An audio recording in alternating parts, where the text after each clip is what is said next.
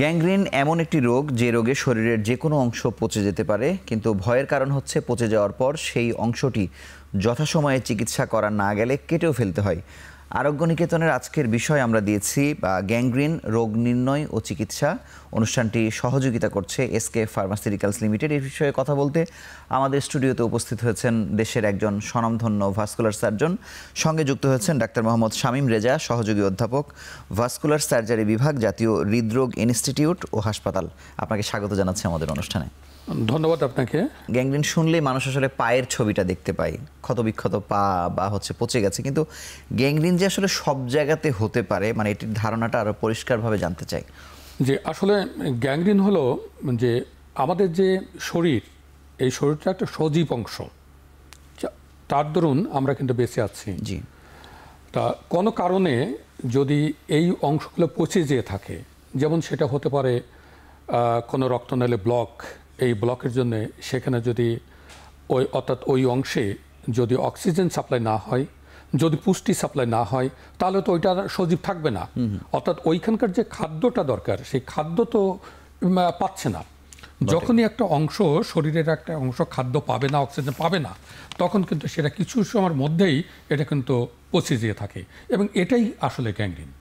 কিন্তু আমরা কি এভাবেও ব্যাখ্যা করতে পারি কিনা, যেমন আপনি দেখেন যে কোনো সবুজ ঘাস, আপনি যেহেতু সজীব শব্দটি ব্যবহার করেছেন, কোনো একটি ঢাকনা দিয়ে ঢেকে রাখলে দেখা যায় যেটি সাদা হয়ে যায়, যেহেতু মানে তার খাবার তো আসলে অক্সিজেন, সে এটি পাচ্ছে না, এরকমই কিনা অনেকটা ব্যাপারটা?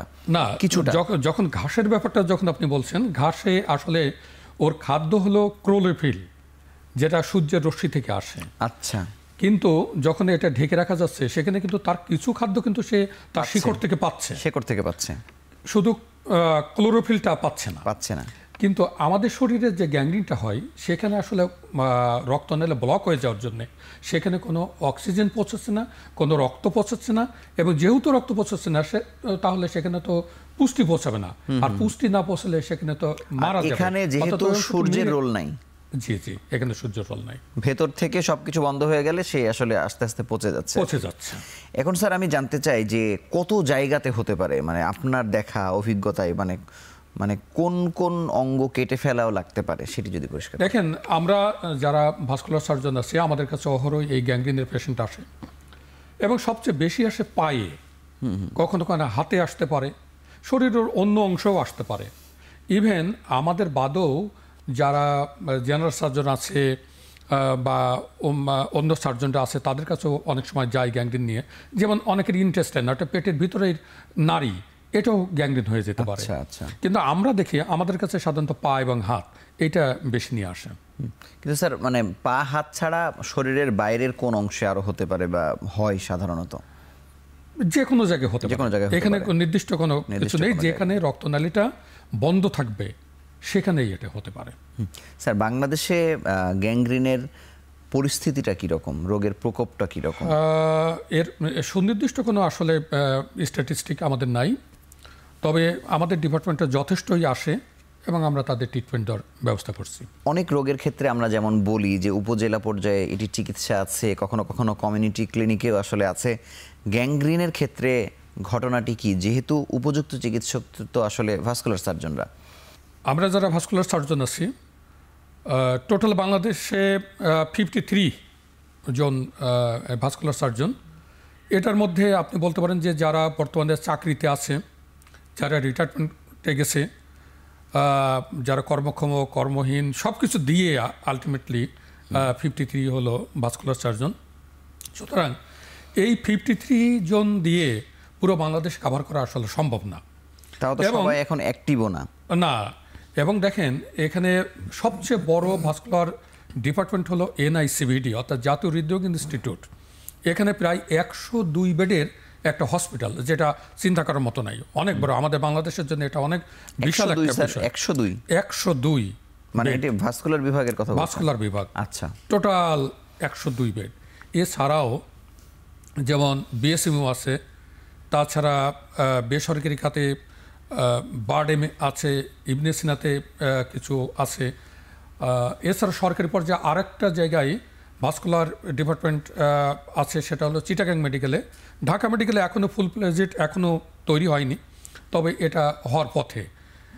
কিন্তু যে সমস্ত পুরনো মেডিকেল কলেজগুলো আছে যেটা পেরিফেরি ঢাকার বাইরে, সেখানে আসলে ভাস্কুলার ডিপার্টমেন্টই নাই। যেহেতু ডিপার্টমেন্ট সেখানে তো এই ট্রিটমেন্টগুলো পাওয়ার কোনো সুযোগ আলটিমেটলি নাই। তার জন্য অনেক সময় অনেক সমস্যা ফেস করতে হয় রোগীদের। এক্ষেত্রে গ্যাংগ্রিনের রোগীরা সাধারণত কোন জায়গায় যায় বা সেখানে কতটুকু ট্রিটমেন্ট পায়, বা আপনারা ছাড়া আর কারা মানে অন্তত কিছু না কিছু চিকিৎসা দিতে পারে? দেখেন, অনেক সময় গ্যাংগ্রিনের রোগীরা অর্থোপেডিক্স ডাক্তারের কাছে আসেন, যেহেতু এখানে অনেক সময় বোন বা হাড় এক্সপোজ হয়ে যায়। এই হাড় এক্সপোজ হওয়ার জন্য তারা মনে করে যে হয়তো এটা হাড়ের কোনো সমস্যা, তার জন্য অর্থোপেডিক্সের কাছে যাই। অনেক সময় জেনারেল সার্জন যারা আছে তাদের কাছে যাই, অনেক সময় প্লাস্টিক সার্জন যারা আছে তাদের কাছে যাই, এরকম বিভিন্ন ডাক্তারের কাছে তারা যায়। না, কিন্তু আমার কথা হচ্ছে যে যাই, কিন্তু কতটা চিকিৎসা পায়, মানে এটি তো বিষয়, মানে তাদের এই ডিসিপ্লিনের সাথে সম্পর্ক কতটা? না, এখানে পরিপূর্ণ পাওয়ার কোনো সুযোগ নাই। যেমন আমরা যখন পেরিফেরিতে কাজ করতাম, যখন আমাদের কাছে এরকম গ্যাংগ্রিনের রুগী আসতো, আমরা কিন্তু অনেক সময় পা কেটে ফেলতাম। হয়তো যেখানে গ্যাংগ্রিন হচ্ছে পায়ের আঙ্গুলে গ্যাংগ্রিন, আমরা জাস্ট তার উপর থেকে কেটে ফেললাম, কিন্তু এটা কিন্তু ট্রিটমেন্ট না। কারণ একটা গ্যাংগ্রিন হতে হলে রক্তনালী বিভিন্ন জায়গায় ব্লক হতে পারে। যেমন পায়ের আঙ্গুলে একটা গ্যাংগ্রিন হয়েছে, সেটা হতে পারে তার লেগের এখানে রক্তনালী বন্ধ, হতে পারে তার থাইয়ের এখানে রক্তনালী বন্ধ, হতে পারে পেটের ভিতরের রক্তনালী বন্ধ, অর্থাৎ মধমনি সেটা রক্তনালী বন্ধ, এটা হতে পারে। সুতরাং আমরা যে শুধু যেখানে গ্যাংগ্রিন হয়েছে তার জাস্ট ওপর থেকে কেটে ওই অংশটা বাদ দিয়ে দিলাম, that is not the treatment. আমাদেরকে এখানে ট্রিটমেন্ট করতে হলে অবশ্যই একটা ভালো ব্লক খুলে দিতে হবে। জি, অবশ্যই একটা ডায়াগনোসিসে যেতে হবে যে আসলে কি। আচ্ছা, ডায়াগনোসিস ছাড়া তো আমি ট্রিটমেন্টে যেতে পারবো না, তাহলে তো অন্ধের মতো আসলে হাতড়াতে হবে, অন্ধের মতো ট্রিটমেন্টটা দিতে হবে। এখন স্যার কথা হচ্ছে যে গ্যাংগ্রিন হচ্ছে রক্তনালী বন্ধ হবার কারণে বা ব্লক হবার কারণে, কিন্তু এই রক্তনালী ব্লকের তো মূল কারণগুলো তো সেই হার্ট ব্লকের মতোই আসলে, কিন্তু গ্যাংগ্রিনের ক্ষেত্রে আরো বিশেষ কোনো কারণ আছে কিনা? গ্যাংগ্রিনে দেখেন যে তাদেরই বেশি হয় জি, যারা সিগারেট স্মোকার। এটা কিন্তু আমরা হার্টের ক্ষেত্রে বলে থাকেন যে হার্টের যখন ব্লক হয় সেখানে তারা কিন্তু অধিকাংশ সিগারেট স্মোকার। তারপরে যারা ডায়াবেটিক পেশেন্ট অনেক দিন ধরে, বিশেষ করে যে মোর দ্যান 10 ইয়ার্স যাদের এরকম ডায়াবেটিস আছে, এবং শুধু ডায়াবেটিস থাকলে হবে না, সেটা যদি আনকন্ট্রোল থাকে, আচ্ছা, আপনি যদি কন্ট্রোলে রাখেন তাহলে কিন্তু ভালো থাকবেন, হতে পারে, কিন্তু সেটা একটু দেরি হবে। কিন্তু যদি কন্ট্রোলেই না থাকে তাহলে দেখা যাচ্ছে উইদিন 10 ইয়ার্স তার এই রক্তনালীগুলো যেগুলো আছে, বিশেষ করে পেরিফেরি যে সমস্ত ছোট ছোট রক্তনালী আছে সেগুলো বন্ধ হয়ে যায়। এগুলোকে আমরা এনজিওপ্যাথি বলি। আবার যারা হাইপারটেনশন, আনকন্ট্রোল হাইপারটেনশন আছে, তাদের এটা হতে পারে। যাদের ডিসলিপিডেমিয়া, অর্থাৎ আমাদের শরীরের যে লিপিড, যদিও লিপিড যে একেবারে অপ্রয়োজনীয় তা নয়, অনেক সময় অনেক লিপিডই আমাদের শরীরে প্রয়োজনীয়, কিন্তু এর একটা ডিসহারমোনি থাকে, অর্থাৎ বৈষম্য থাকে, যেটা বেশি থাকার কথা সেটা বেশি না থেকে কম আছে, যেটা কম থাকার কথা সেটা বেশি আছে। এই ধরনের যদি হয় তাহলে এই জিনগুলো বেশি হতে পারে। কিন্তু স্যার, ডায়াবেটিক পেশেন্ট যেহেতু বাংলাদেশে আমরা ধরে নিই যে 3 কোটির কাছাকাছি চলে গেছে, বিভিন্ন সময় আমরা এরকম পরিসংখ্যান শুনি, তাহলে এই ডায়াবেটিস রোগীদের কত অংশ আসলে এই গ্যাংগ্রিনের শিকার হচ্ছে? এইটা বলা মুশকিল।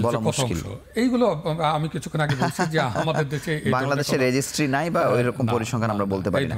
স্যার, এখন একটু জানতে চাই যে গ্যাংগ্রিনের ক্ষেত্রে ঘটনাটি কি ঘটে ওই জায়গায়, মানে সেটা যদি একটু বিজ্ঞানসম্মতভাবে বলেন।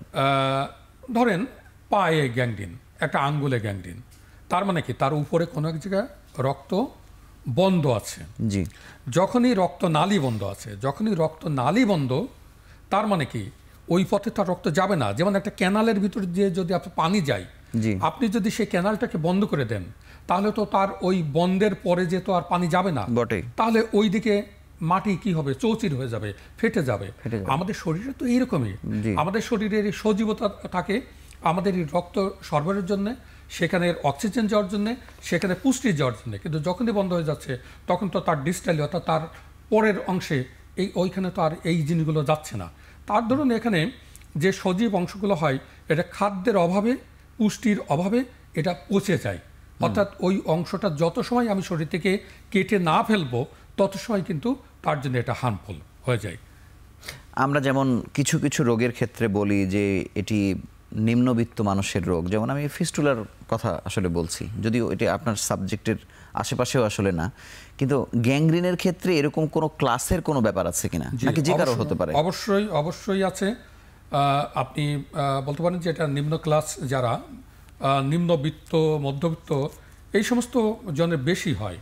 কারণ কি, কেন নিম্নবিত্তদের বেশি হয়? যে তাদের যে সমস্ত রিস্ক ফ্যাক্টর যেগুলো বললাম, যেগুলো তার কজ বললাম, অর্থাৎ কারণ, এই জিনিসগুলো তো উনি ঠিকমতো কন্ট্রোল করছেন না।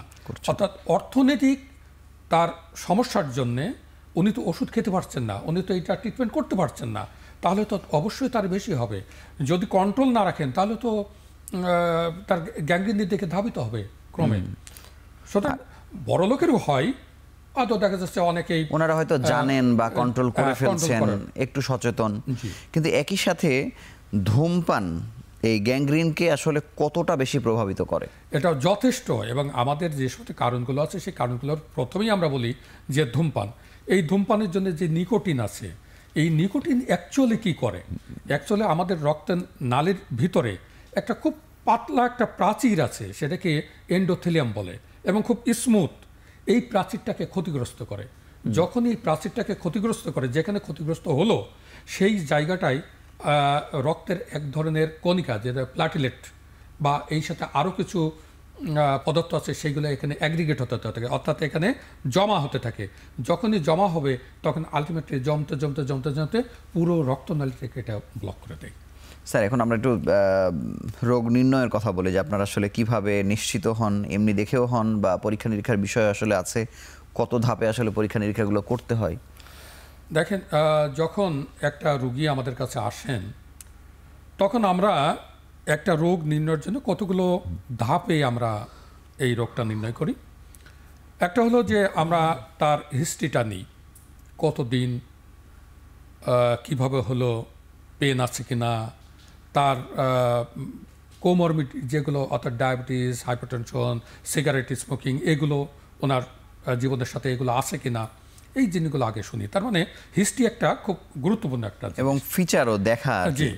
এবং দ্বিতীয় হলো আমরা ওই জায়গাটা আমরা পরীক্ষা করে দেখি। স্যার, এই আমি একটু ইন্টারাপ্ট করি, মানে এই হিস্ট্রিতে আপনারা আসলে কমনলি কি কি পেয়ে থাকেন? কমনলি আমরা পেয়ে থাকি যে উনি বলেন যে দুই রকম বলতে পারে, যে অনেক সময় বলে যে হঠাৎ করে কারোর পেনটা হয়েছে, অর্থাৎ ব্যথা। আবার কেউ কেউ বলে যে না, আমার অনেক দিন থেকে ব্যথা। যাদের হঠাৎ করে হয় তাদের অ্যাকিউট কন্ডিশন, এবং আমরা এই কন্ডিশনটাকে বলি অ্যাকিউট লিম্ব ইসকেমিয়া। আবার অনেকেই আছে 6 মাস, 1 বছর, 2 বছর ধরে এই ধরনের একটা সমস্যা, সেটাকে আমরা বলি ক্রনিক লিম্ব ইসকেমিয়া, অর্থাৎ অনেক দিন ধরে ক্রনিক, আস্তে আস্তে আস্তে আস্তে এই ধরনের একটা সমস্যা হচ্ছে। সুতরাং আমরা এই জিনিসগুলো উদ্ধার করতে পারি যে এটা অ্যাকুট নাকি এটা ক্রনিক। দ্বিতীয়ত হলো যে তার কোমরবিডিটিসগুলো আমরা এই যে কথাগুলো একটু আগে বললাম, সেইগুলো আমরা এখানে দেখতে পারি। তার সোশিও ইকোনমিক কন্ডিশন, সে আসলে কিভাবে আছে, সে এটা ট্রিটমেন্টটা করতে পারবে কিনা, এই জিনিসগুলো আসলে আমরা ওইখান থেকে উদ্ধার করি। দ্বিতীয় যেটা হলো যে আমরা ওইখানে আমরা কি দেখছি, আমরা যখনই ওখানে দেখি, আমরা সাধারণত চোখ দিয়ে তো প্রথমে অবশ্যই দেখব। দেখার পরে যেখানে গ্যাংগ্রিন হয়েছে তার উপরে পালস আছে কিনা এটা আমরা দেখি।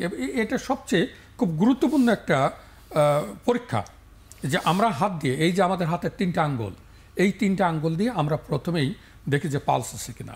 যদি পালস না থাকে তখনই আমাদের সম্ভবত একটা মাথার ভিতরে একটা স্ট্রাইক করে যে অবশ্যই তাহলে রক্তনালী ব্লক বা ব্লকের পর্যায়ে আছে। এর পরে যে আমরা আসলে ইনভেস্টিগেশন করি, যেগুলো laboratory investigation.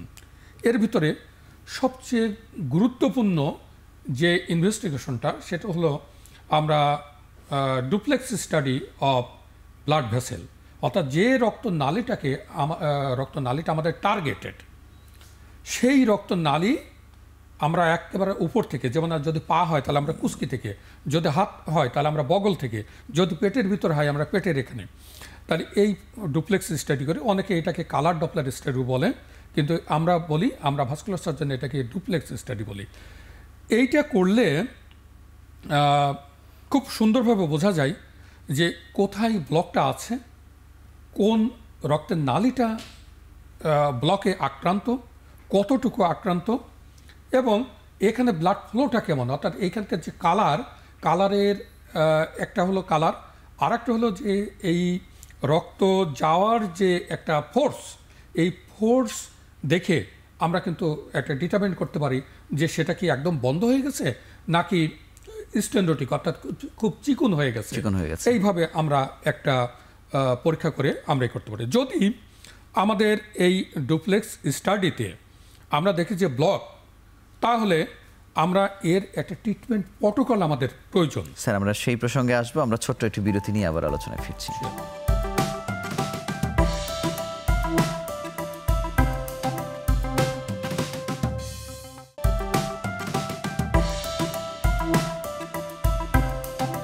Doctor Mohammad Shamim Reza, আপনার কাছে জানতে চাই যে আপনারা নিশ্চিত হবার পরে এবং চিকিৎসা প্রক্রিয়াটা আসলে কিভাবে এগিয়ে নিয়ে যান? আমরা যখন নিশ্চিত হই যে এটা ব্লক আছে, অর্থাৎ আমরা ডুপ্লেক্স স্টাডি করলাম। ডুপ্লেক্স স্টাডি করে যখনই আমরা জানতে পারি যে ব্লক অমুক রক্তনালীতে ব্লক আছে, তাহলে আমরা সেই অংশটা, শরীরের সেই অংশে আমরা সিটি এনজিওগ্রাম বলে এক ধরনের পরীক্ষা করি। সিটি এনজিওগ্রামটা হলো এমন একটা জিনিস যে এটা কিন্তু কাটা ছেঁড়ার কোনো প্রয়োজন হয় না। আমরা যখন এটা করতে পাঠাই, সেখানে একটা ডাই তাকে ইনজেক্ট করে একটা নির্দিষ্ট এরিয়ার, অর্থাৎ শরীরের একটা নির্দিষ্ট এরিয়ার সিটি এনজিওগ্রামটা এটা করে, অর্থাৎ পরিপূর্ণ রক্তনালীর যে ছবিগুলো, সেই ছবিগুলো দেখা যায়। এই ছবি যখন আমরা পাই, তখন আলটিমেটলি আমিও দেখতে পারি, আমার রুগী দেখতে পারেন, আমার রুগীর আত্মীয়স্বজন দেখতে পারেন যে আসলে কোথায় ব্লক, একদম চোখের সামনে খুব সুন্দরভাবে। যেমন পায়ের যদি কোনো গ্যাংগ্রিন থাকে, তাহলে আমরা প্রায় পেটের উপর থেকে পা পর্যন্ত করি। যদি হাতে যদি গ্যাংগ্রিন থাকে, অনেকের আঙ্গুলে গ্যাংগ্রিন, কত দূরে মানে রক্তনালী বন্ধ হয়ে গেছে সেটা আসলে আপনারা বের করার চেষ্টা করেন, কোথায় কতটুকু, এবং এই যে সার্কামফারেন্সিয়াল এরিয়া, অর্থাৎ একটা রক্তনালী তো টিউবের কতটুকু বন্ধ, এই জিনিসগুলো দেখি। এবং এইটা কেন করি? যে আমার ট্রিটমেন্ট প্রোটোকল খাড়া করার জন্য। আমি আসলে কি ট্রিটমেন্টে যাব, আমি কি এখানে আমার যে অনেকগুলো ট্রিটমেন্টের প্রোটোকল আছে, সেই ট্রিটমেন্ট প্রোটোকলগুলো আমি আসলে জানতে চাই। কিন্তু এখন মানে চিকিৎসা যখন আপনারা শুরু করেন, এই চিকিৎসাটা কতদিন, মানে কত দীর্ঘমেয়াদী হয়, না আসলে খুব অল্প চিকিৎসা দিয়ে হয়ে যায়? মানে এটা হার্টের ব্লকের মতোই কিনা, মানে রিং লাগালেন সমস্যা সমাধান হয়ে গেল, কি রকম আসলে? এটা কারো কারোর ক্ষেত্রে অনেকটা সহজ হয়, আর কারো কারোর ক্ষেত্রে অনেক লম্বা একটা ট্রিটমেন্টের ব্যবস্থা থাকে। তবে আমি যাই করি, মেডিসিন কিন্তু ওনাকে সারা জীবনে খেয়ে যেতে হবে। উনি যতদিন বেঁচে আছেন মেডিসিন খেতে হবে। কারণ আমরা ট্রিটমেন্টে যখন যাচ্ছি, তখন কিন্তু আমরা কতগুলো মডালিটিস আমরা এখানে খাড়া করি। যেমন যদি কারোর অল্প একটু হয়ে থাকে, আমরা জাস্ট ওনার রক্তনালীর ভিতরের যে ছোট জায়গাটা যেখানে ব্লক আছে, ওই ব্লকটা ছুটাই দিই। এটা আমরা এন্ড আর্টারেক্টমি বলে একটা টার্ম আছে, অর্থাৎ ভিতরের সেই চর্বি বা সেই ব্লকের যে জিনিসটা, সেটাকে আমরা টোটালটা আউট করে দিলাম। 2 নম্বর কথা হলো যে আমরা যদি কখনো দেখি যে মোর দ্যান 70% বা অ্যারাউন্ড 90% এরকম একটা ব্লক, তাহলে সেখানে আমাদের ফার্স্ট প্রায়োরিটি থাকে যে আমরা এখানে একটা রিং বসিয়ে দিই। রিংটা হলো অনেকটা টিউবের মতো, অর্থাৎ একটা পাইপ। যেমন এক জায়গায় পানি যাচ্ছে না, আমি একটা পাইপ সেট করে ক্যানাল থেকে বাইরে পানি দিয়ে দিচ্ছি। এইরকম যেখানে রক্ত বন্ধ হয়ে আছে, ওইখানে যেখানে ব্লক আছে, সেই ব্লকের ভিতর দিয়ে যদি আমি একটা পাইপ সেট করে দিতে পারি, সেটা হতে পারে পা, হাত, ঘাড়, যে কোনো জায়গা যদি আমি এটা সেট করে দিতে পারি, তাহলে ওই পাইপের ভিতর দিয়ে কিন্তু রক্তটা প্রবাহিত হতে থাকবে। তাহলে এই একটা করতে পারি। কিন্তু এই ক্ষেত্রে আপনার প্রশ্ন আসতে পারে যে তাহলে আপনি ওষুধ খাচ্ছেন কেন? কিন্তু এই পাইপটা তো একটা ফরেন বডি, সুতরাং এইখানে একটা স্মুথনেস থাকার জন্য, এইটা যাতে কোনো সমস্যা না করে, এবং রক্তটাকে যেহেতু আমরা পাতলা করে দিতে পারি, তাহলে এই পাইপের ভিতর থেকে ইজি এই রক্তটা সামনের দিকে প্রবাহিত হতে থাকবে। এই একটা ট্রিটমেন্টের একটা বিষয় আছে। আর একটা ট্রিটমেন্ট আছে যে যখন আমার এন্ডাক্টমি করার কোনো বিষয় থাকবে না এবং রিং আমরা পরানো সুইটেবল মনে করছি না, সেই ক্ষেত্রে কিন্তু আমরা বাইপাস অপারেশন করে দিই। বাইপাস বলতে যেমন একটা টাউনের বাইরে দিয়ে টাউনে ঢুকতে যে পথ, সেখান থেকে একটা পথ করে দিয়ে টাউনকে বাইপাস করে আমরা যদি সেই মূল রাস্তায় আর একটা মূল রাস্তায় যদি আমরা একটা পথ করে দিই এবং সেই পথে যদি গাড়ি চলে, তাহলে কিন্তু দিব্যি চলে যাচ্ছে। সেরকম আমাদের শরীরের এরকম, যেখানে ব্লক আছে 100% ব্লক হয়ে গেছে, যেখানে আমাদের আর কিছু করার সুযোগ নাই, সেখানে আমরা যেখান পর্যন্ত রক্ত আসছে সেই ওইখান থেকে একটা রক্তের নালি নিয়ে আমরা ঠিক যে পর্যন্ত ব্লক আছে তার একটু দূরে আমরা আবার ওইখানে একটা বাইপাস করে দিচ্ছে, ওইখানে লাগিয়ে দিই। তাতে দেখা যায় যে ওই ডিস্টাল অংশ যেখানে খাদ্য পৌঁছাচ্ছিল না, যেখানে পুষ্টি পৌঁছাচ্ছে না, যেখানে অক্সিজেন পৌঁছাচ্ছে না, সেইখানে আবার এই জিনিসগুলো আমরা সাপ্লাই দিতে পারছি। কিন্তু এই যে ইন্টারভেনশন বা সার্জারি বা যে প্রসিডিউরে আপনারা যান না কেন, এটি সম্পন্ন হয়ে যাওয়ার পরে রোগী কি সম্পূর্ণ সুস্থ হয়ে গেল, নাকি তার আবারও হতে পারে বা অন্য ধরনের কোনো ঝুঁকি আছে? হ্যাঁ, এটা ভীষণ খুব সুন্দর একটা কোশ্চেন আসলে, কারণ এইটা মানুষের ক্ষেত্রে জানার একটা প্রয়োজন। আমরা যখন বাইপাসি করি বা যখনই তার রিং পরিয়ে দিই, যেটাই করি, এটা কিন্তু আবার হতে পারে। বিশেষ করে উনি যদি ঔষধ ঠিক মতো না খান, আচ্ছা, উনি যদি ওনার লাইফস্টাইল মডিফিকেশনটা না করেন, উনি যদি ওনার যে সমস্ত কোমরবিডিটিসগুলো আছে, ডায়াবেটিস, হাইপারটেনশন, এগুলো যদি উনি কন্ট্রোল না করেন, উনি যদি ওনার স্মোকিং যে হিস্ট্রি আছে, অর্থাৎ স্মোকার হলে সেই এইগুলো যদি বন্ধ না করেন, তাহলে তো খুব তাড়াতাড়ি আবার বন্ধ হয়ে যাবে। এটা কি ওইটাই বন্ধ হবে না অন্য কোনো রক্তনালী ব্লক হবে? সবগুলোই হতে পারে। ওটাও বন্ধ হয়ে যেতে পারে, যে বাইপাসটা আমরা করেছি সেটা বন্ধ হতে পারে, আচ্ছা, তারপরে যে বন্ধ হতে পারে, যে কোনো জায়গায় বন্ধ। তার মানে তাকে অবশ্যই ব্যাক করতে হবে অভ্যাস থেকে, বা আর যে কারণে আসলে হয়েছে, বা কোমরবিড কন্ডিশন থাকলে যে কারণে হয়েছে, সেটা ডায়াবেটিস হতে পারে বা উচ্চ রক্তচাপ হতে পারে, সেগুলোকে কন্ট্রোলে আসলে নিয়ে আসতে হবে। অবশ্যই কন্ট্রোলে নিয়ে আসতে হবে, কন্ট্রোল না করলে ভালো থাকবেন না। আচ্ছা, কিন্তু আপনি যে বলছিলেন যে বাংলাদেশে আপনারাও যখন চিকিৎসা দিয়েছেন, যখন হয়তো আপনি ভাস্কুলার সার্জন হন নাই, আপনার কাছে সাদা চোখে সমাধান ছিল যে হাত বা পা কেটে ফেলতে হচ্ছে, আপনারাও হয়তো করেছেন। কিন্তু বর্তমান বাস্তবতায় এই যে চিকিৎসকের সংকট, বা যারা গ্যাংগ্রিন সম্পর্কে ধারণা কম যেসব চিকিৎসকদের, তারা আসলে কি করছেন, এখনো কি হচ্ছে? এখনো পেরিফেরিতে যে ট্রিটমেন্টগুলো হয়, যে দেখেন সেখান থেকে যদি একটা রেফারাল সিস্টেম যদি ওনারা চালু করতেন, বিশেষ করে যারা পেরিফেরিতে কাজ করেন, আমি আমার সেই কলিগদের বলবো যারা বাইরে ট্রিটমেন্ট করছেন, এই রোগীদের ট্রিটমেন্টগুলো করছেন, ওনারা যদি এই রোগীগুলো আমাদের কাছে রেফার করেন, তাহলে কিন্তু এই রোগীগুলো একটু ভালো ট্রিটমেন্ট পেতে পারে। কারণ আমি প্রথমেই কিন্তু বলেছিলাম যে গ্যাংগ্রিন আঙ্গুলে হলো, সেটা হাত হোক পা হোক, আমি যদি শুধু সেই অংশটুকু কেটে ফেলি, এটা ট্রিটমেন্ট কোনোদিনই সমস্যা সমাধান হলো না। দিট ইজ নট আ ট্রিটমেন্ট। এটা ট্রিটমেন্ট হতে হলে অবশ্যই আগে ডায়াগনোসিস, আমার কজ কি, আমার কারণ যদি আমি ট্রিটমেন্ট না করি, তাহলে তো সেই গাছ কেটে মাথায় পানি ঢালার মতো বটে।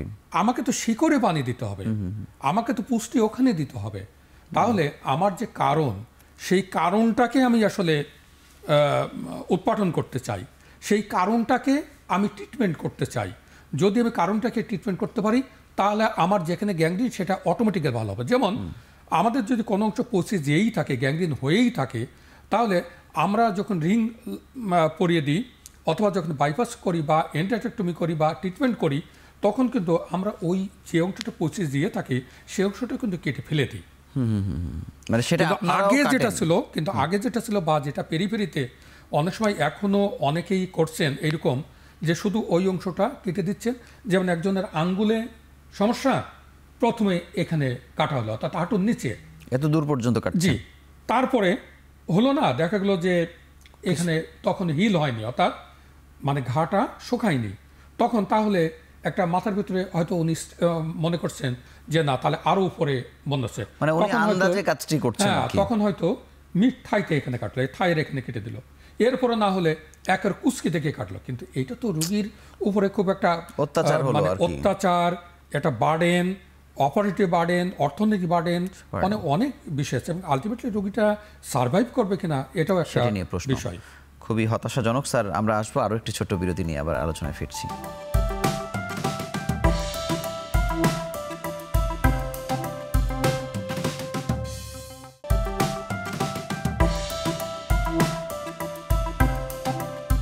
ডাক্তার মোহাম্মদ শামীম রেজা, আপনার কাছে জানবো যে এই যে পচনের যে অংশের কথা আপনি বলছিলেন যে হাত কেটে ফেলা, মানে পায়ের বিভিন্ন অংশ কাটছে, আন্দাজের ওপরে আসলে কাটছে আর কি, সেক্ষেত্রে আপনার জীবনে তো অসংখ্য রোগী এরকম আপনি পেয়েছেন আপনার কর্মজীবনে, এরকম একটি জটিল রোগীর কথা যার ক্ষেত্রে বারবারই আসলে অপচিকিৎসার শিকার হয়েছে, একটি এক্সাম্পল আপনার কাছে শুনতে চাই। মাঝে মাঝে বিভিন্ন পেশেন্ট আসেই, এবং পেরিফেরি থেকে যখন আসে তখন দেখা যাচ্ছে যে আমাদের কাছে আসলে আসে যে হয় গ্যাংগ্রিন নিয়ে অথবা কোনো একটা অংশ কেটে নিয়ে আসে, কেটে ফেলার পরেই আসে? হ্যাঁ, কেটে ফেলার পর এটি অহরহ হয়? প্রায় প্রায় প্রায় এগুলো হয়। কাটেটা আসলে কে? বাংলাদেশের কি এই মানে পড়াশোনা করা সার্জন রেজিস্টার্ড, নাকি হচ্ছে অন্য কেউ কাটছে? অবশ্যই পড়াশোনা করার সার্জন, তবে একটা বিষয় কি জি স্যার। যে পেরিফেরিতে ওনাদেরও যে খুব দোষ দেব তা না, আমি দোষ দিচ্ছি না, আমি সিনারিওটা জানতে চাচ্ছি। কিন্তু সিনারিওটা এইরকম যে বাইরে ধরেন একটা ডুপ্লেক্স করবে, ডুপ্লেক্সের জন্য ভালো কোনো ডক্টর নাই। ডুপ্লেক্স করতে ডাক্তারের প্রয়োজন হয়? অবশ্যই ডুপ্লেক্স করতে একজন ডাক্তার। আচ্ছা। এবং আমরা মনে করি যারা ভাস্কুলার সার্জন আছে, একজন রোগী যদি ওনার ডুপ্লেক্স করতে হয় তাহলে যেন ভাস্কুলার সার্জনের কাছেই আসে। আচ্ছা। কারণ ভাস্কুলার সার্জন উনি এই রোগীটার যেটা দেখছেন ওইটা তো দেখবেনই, প্লাস ওনার অন্তর বলে একটা কথা আছে, উনি ভিতর থেকেও চিন্তা করবেন যে আমি কাটলে পরে এই জায়গায় এই পাবো, এখানে এই পাবো, এর উপরে এই পাবো। সুতরাং এখানে অনেকগুলো জিনিস কাজ করে। কিন্তু আমার অনেকেই আছেন যে যারা এই বিষয়ে হয়তো ওইভাবে অতটা ইয়ে না আর কি, তারা অনেক সময় একটা রিপোর্ট করে দিচ্ছেন, সেই রিপোর্টগুলো আমাদের কাছে অনেক সময় যথাযথ কিন্তু হয় না। স্যার মানে তিনি কি ডুপ্লেক্স করছেন? ডুপ্লেক্স কতদূর করা যায়? মানে ডুপ্লেক্সই করছেন উনি। এটা কি সরকারি একটা সদর হাসপাতালে ডুপ্লেক্স করা যায়? অবশ্যই করা যায়, কিন্তু সাধারণত দেখা যায় যে এনারা ডুপ্লেক্সটা বাইরে করেন। আর আচ্ছা। সদরে ডুপ্লেক্সের জন্য এন্টাইটেলড না, আমি যতটুকু জানি। জি, মানে বাইরে করে সার্জনকে বা অর্থোপেডিক সার্জনকে দেখাচ্ছে আর কি, জেনারেল সার্জন অথবা দেখাচ্ছে, দেখালে উনি ওইটা নিয়ে হয়তো সিদ্ধান্ত নিয়ে ফেলছেন। ওনার এখন অপারেশনটা প্রশ্ন হচ্ছে স্যার, এই যে কোথায় থেকে কাটবে আর কাটবে না, এই যে আপনারা যেটা বুঝতে পারছেন, তারা যেহেতু ওই নলেজ না থাকার কারণে ভুলটি করে ফেলছে, সেক্ষেত্রে এই কাটার ব্যাপারে আপনাদের বিজ্ঞানসম্মত পদ্ধতিটা আসলে কি, বা আপনারা কি খেয়াল রাখেন? আমরা খেয়াল রাখি যে প্রথমে তো আমরা একটা ডুপ্লেক্স করি, ডুপ্লেক্স স্টাডি করে আমরা একটা ব্লক পেলাম, তারপর আমরা তো সিটি এনজিওগ্রামে চলে যাই। সিটি এনজিওগ্রাম আবার অনেক সময় কনভেনশনাল এনজিওগ্রামও করি।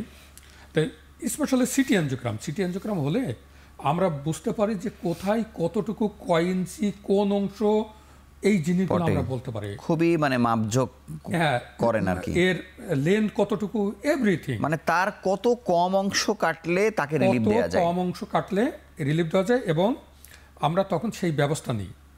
আর যেটা পচে গেছে সেটা আমরা দেখা যাচ্ছে শুধু সেই অংশটুকু ফেলে দিলাম। আচ্ছা, আমার তো আন্দাজে উপরে যাওয়ার দরকার মানে নেই, পচে যাওয়ার অংশটা তো আপনাকে ফেলতে হবেই। ওটা ফেলতে হবে, কারণ ওটা তো রাখা যাবে না, বরং ওটা রাখলে শরীরের জন্য ক্ষতি হবে। আপনাদের সোসাইটি তো একটা সোসাইটিতে আসলে আছে ভাস্কুলার সার্জন যারা আছেন, সাধারণত এই রোগীরা যাদের কাছে আসলে যাচ্ছে, জেনারেল সার্জন বা অর্থোপেডিক সার্জন, তাদের সাথে আপনাদের কোনো ইন্টারাকশন বা একসঙ্গে হওয়া বা তাদেরকে একটা সাধারণ নলেজ দেয়া, অন্তত অনলাইনের মাধ্যমে দেয়া যে এই রোগীগুলো আপনাদের কাছে না রাখা, তাড়াতাড়ি পাঠিয়ে, এরকম কোনো কিছু আসলে হয় কিনা? অবশ্যই আমাদের একটা সোসাইটি আছে, বাংলাদেশ ভাস্কুলার সোসাইটি। আমি কিন্তু বাংলাদেশ ভাস্কুলার সোসাইটির ট্রেজারার।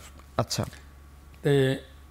আপনি শুনে আনন্দিত হবেন যে আমরা গত কয়েকদিন আগে এই মাসেই দিনাজপুর মেডিকেলের সার্জারি ডিপার্টমেন্টের আমন্ত্রণে আমরা সেখানে গিয়েছিলাম, আমাদের প্রেসিডেন্ট, সেক্রেটারি, আমি এবং আমাদের আরেকজন ভাস্কুলার সার্জন, এবং আমরা সেখানে একটা বড় প্রোগ্রাম করেছি। সেখানে তারা আমাদের কাছে বলেছিল যে তাদের একটা ওভারভিউ দরকার, কোন রুগীগুলো ভাস্কুলার সার্জারির জন্য ফিট, কোন রুগীগুলো তারা রেফার করবেন, কোন রুগীগুলোর জন্য কী ধরনের পরীক্ষা করবেন। আমরা সেখানে পুরো হল ভর্তি একটা প্রোগ্রামে আমরা সেখানে বক্তব্য রেখেছি, এবং আমরা প্রত্যেকেই সেখানে বক্তব্য রেখেছি আমাদের যার যার তরফ থেকে শেষে এই জিনিসগুলো নিয়ে কিছু কথা বলেছি। আমার প্রশ্ন হচ্ছে স্যার, আমন্ত্রণে আপনারা গেছেন, কিন্তু আপনারা স্বপ্রণোদিত হয়ে বাংলাদেশের সব অর্থোপেডিক সার্জন এবং জেনারেল সার্জনকে এই ওরিয়েন্টেশনটা দেওয়ার ব্যাপারে কিছু করার চিন্তা করছেন? আমরা সেটা বলছি। আমাদের আর একটা প্রোগ্রাম আছে যশোর মেডিকেল কলেজে, জি, সেখানেও সার্জারি ডিপার্টমেন্টের আমন্ত্রণে সেখানে আমি যাব, আমার প্রেসিডেন্ট যাবেন, এবং ওই সাথে আমাদের আরও কয়েকজন সেখানে আমন্ত্রণ পেয়েছেন এবং তারা যাবেন। সুতরাং সেখানেও আমরা এরকম একটা প্রোগ্রাম করছি। এবং আমাদের একটা টার্গেট, আমাদের ভাস্কুলার সোসাইটির একটা টার্গেট, যে বাংলাদেশে যে মেডিকেল কলেজগুলো আছে সেই মেডিকেল কলেজগুলোতে আমরা পর্যায়ক্রমে যেতে চাই, আমরা জানাতে চাই। শুধু তাই না, বিভিন্ন ডিপার্টমেন্টের যে কনফারেন্সগুলো হয়, ইয়ারলি যে কনফারেন্সগুলো, সেইখানে আমরা আমাদের এই ডিজিজ নিয়ে প্রেজেন্ট করি, যাতে ওনারা জানতে পারেন যে ওনাদের সাথে আমাদের সংশ্লিষ্ট কতটুকু, আমরা আসলে কি করতে পারি, ওনারা কতটুকু দৌড়াবেন, ওনারা তারপরে কতটুকুর পরে আমাদের কাছে পাঠাবেন। মানে যেহেতু রেফারেল সিস্টেম কার্যকর নাই, আনঅফিশিয়ালি এটাকে কিভাবে কার্যকর করা যেতে পারে, সেইগুলো আমরা আসলে এগিয়ে যাচ্ছি, এবং আমরা বিভিন্ন জায়গায় প্রোগ্রাম করছি এবং অবশ্যই করব। এর আগে কিন্তু ময়মনসিংহ মেডিকেল কলেজেও আমাদের একটা প্রোগ্রাম হয়েছে। কিন্তু আমার কাছে স্যার, মানে আমার সাংবাদিক হিসেবে পরামর্শ হচ্ছে যে এটিকে আসলে একটা সেন্ট্রাল একটা জায়গাতে নিয়ে আসা উচিত। আপনাদের এই 3 সোসাইটির মধ্যে একটা কমিউনিকেশন থাকা উচিত। আপনারা যদি একবারে একটা পুরো সোসাইটিকে যদি আপনি কাভার করেন, আমার মনে হয় যে আপনি এত জায়গায় যে আপনারা যাচ্ছেন, এটি হয়তো ঢাকাতে বসেও বা অর্থোপেডিক সার্জনদের একটি হয়তো বড় কনফারেন্সে আপনারা হয়তো একটা বিষয় প্রেজেন্ট করলেন, বা আপনাদের কনফারেন্সে তাদেরকে আমন্ত্রণ জানালেন, এরকম একটা ক্রস শেয়ারিং এ আমার মনে হয় যে জি এটা খুবই গুরুত্বপূর্ণ। কয়েকদিন আগে আমার এনআইসিবিটির ডাইরেক্টর স্যার বলছিলেন যে উনি চাচ্ছেন যে একটা অর্থোভাস্কুলার একটা টিম তৈরি করতে। সেটা হতে পারে যেমন আমাদের এখানে অর্থোপেডিক্সের সবচেয়ে বড় হসপিটাল কোনটা? নিটোর। আর সবচেয়ে বড় ভাস্কুলার হসপিটাল আমাদের এনআইসিবিটি।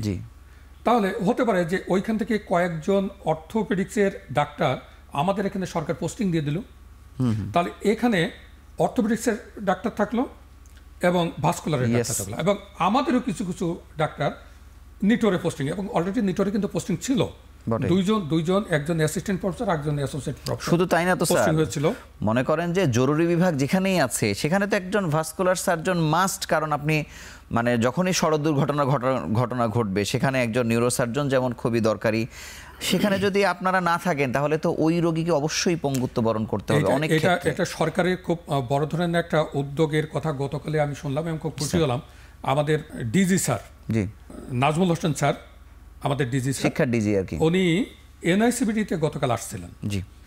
তা ওখানেই উনি বলছিলেন যে সরকারের এরকম একটা পরিকল্পনা আছে যে বগুড়া, সিলেট, চিটাগাং, খুলনা, এই 4টা জায়গায় যদি ভাস্কুলারের ডাক্তার পোস্টিং দেওয়া যায়, সেখানে যদি একটা করে ডিপার্টমেন্ট খোলা যায়, তাহলে যদি কোনো রোগী যদি ধরেন অ্যাক্সিডেন্ট হয়ে আসলো, উইদিন 6 আওয়ার্সের ভিতরে যদি তিনি পৌঁছতে পারেন। এবং ওনাদের এটা এরকম যে ওনারা দেখেছেন পরীক্ষা করে যে এই 4 জায়গা, ঢাকার বাইরে 4 জায়গায় যদি এই ধরনের ডিপার্টমেন্ট খোলে, তাহলে 6 ঘন্টার মধ্যে আসা সম্ভব, এবং সেখানে একটা পা অর্থাৎ লিম স্যালভেজ হতে পারে, পাটা বেঁচে যেতে পারে। এটা খুবই জরুরি স্যার, কারণ অনেক তো সেন্টারও খোলা হয়েছিল একসময় সড়ক দুর্ঘটনার প্রবণ এলাকাগুলোতে, সেটি তো আসলে কার্যকর করা যায়নি। স্যার আপনাকে অসংখ্য ধন্যবাদ। আমরা আরও একটি ছোট্ট বিরতি, অর্থাৎ শেষ বিরতি নিয়ে আবার আলোচনায় ফিরছি।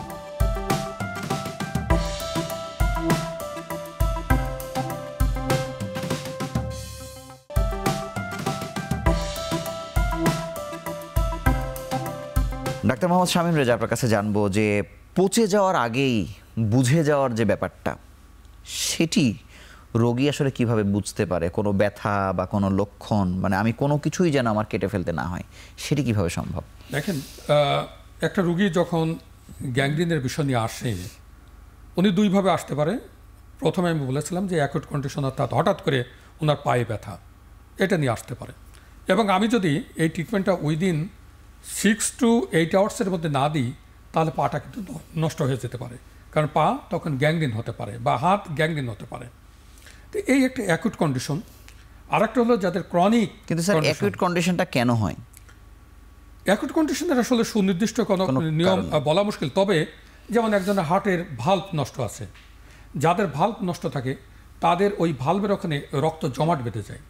এই জমাট রক্ত যদি কোনো কারণে ওখান থেকে ছুটে গিয়ে হয়তো পায়ে গেছে, হাতে গেছে, ব্রেনে গেছে, পেটের মধ্যে গেছে, যেখানে গেছে তার ডিস্টাল অংশটা পচে যাবে এবং গ্যাংগ্রিন হয়ে যাবে। এই একটা হতে পারে, এটা অ্যাকুট হঠাৎ করে হতে পারে। আর একটা হলো যে যাদের ক্রনিক অনেক দিন ধরে, তারা দেখবেন যে প্রথমে বলছে যে উনি সাধারণত স্বাভাবিক হাঁটছিলেন, কিন্তু 1 মাইলও যাইতে পারলেন না। হঠাৎ করে ওনার মনে হলো যে পায়ে একটু ব্যথা বা কিল ধরে যাচ্ছে, বা একটু ওনার একটু দাঁড়িয়ে থাকার দরকার। উনি দাঁড়াচ্ছেন, ওনার আবার একটু ভালো হলো, আবার উনি হাঁটছেন, কিছুদিন পরে আবার যে দেখা যাচ্ছে এরকম ব্যথা হলো। এইটা কিন্তু পর্যায়ক্রমে এই যে ডিস্টেন্সটা, আগে হয়তো 1 কিলো হাঁটতে পারতেন, এখন আধা কিলো, তারপরে দেখা যাচ্ছে যে 200 ফিট এইরকম হাঁটছেন। উনি হাঁটছেন, পায়ে ব্যথা হচ্ছে, স্পেশালি এই কাপ মসলে যদি পায়ে হয়ে থাকে তাহলে কাপ মসলে হয়। তাহলে উনি হাঁটছেন, উনি দাঁড়ালেন, আবার একটু ভালো হলেন, আবার হাঁটছে, এইরকম করতে করতে অনেক সময় দেখা যাচ্ছে যে আঙ্গুলে একটা আলসার বা একটা ক্ষত সৃষ্টি হয়েছে।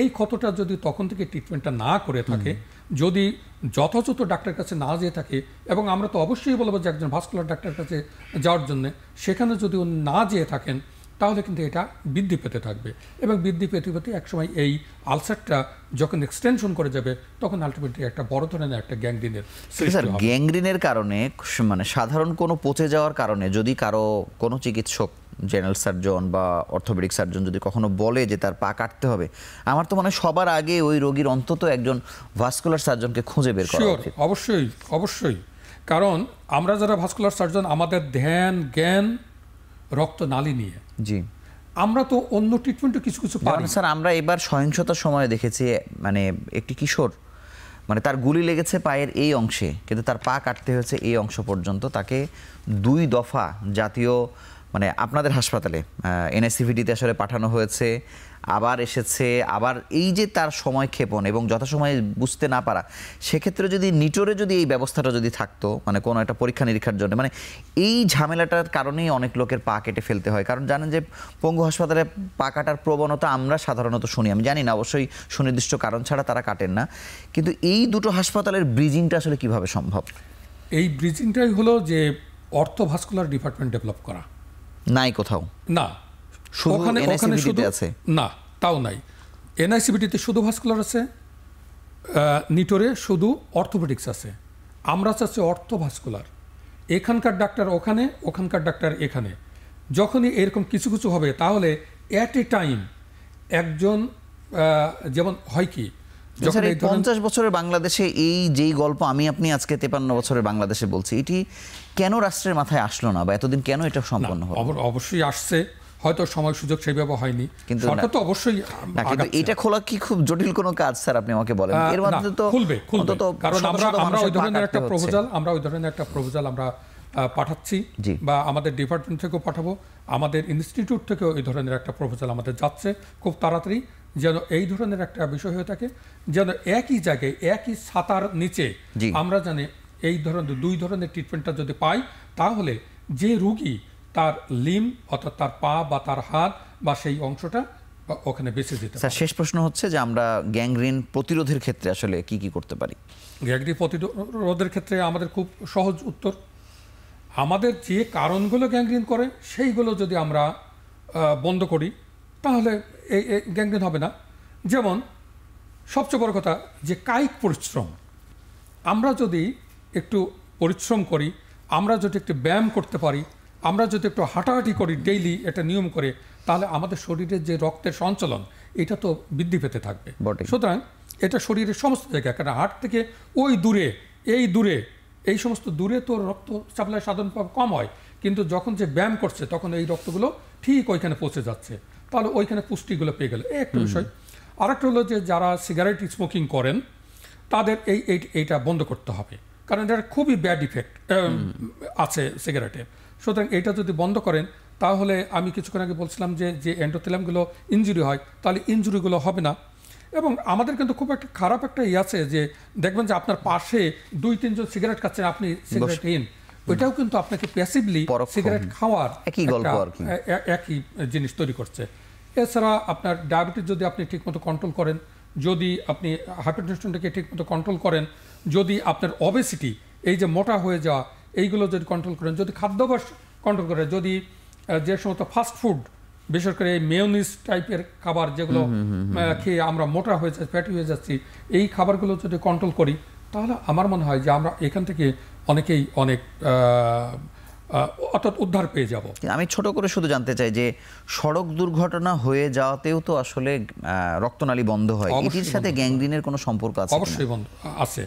যখনই সড়ক দুর্ঘটনা হচ্ছে, যে অংশটা এখানে ট্রমা অর্থাৎ যে অংশটা আঘাত লাগছে অথবা যে অংশটা ছিঁড়ে যাচ্ছে, আল্লাহর একটা খুব বড় নিয়ামত যে ওই অংশটা ওইখানে কিন্তু একটা প্লাগ, ওখানে রক্ত জমাট বেঁধে ওইটাকে বন্ধ করে দিচ্ছে।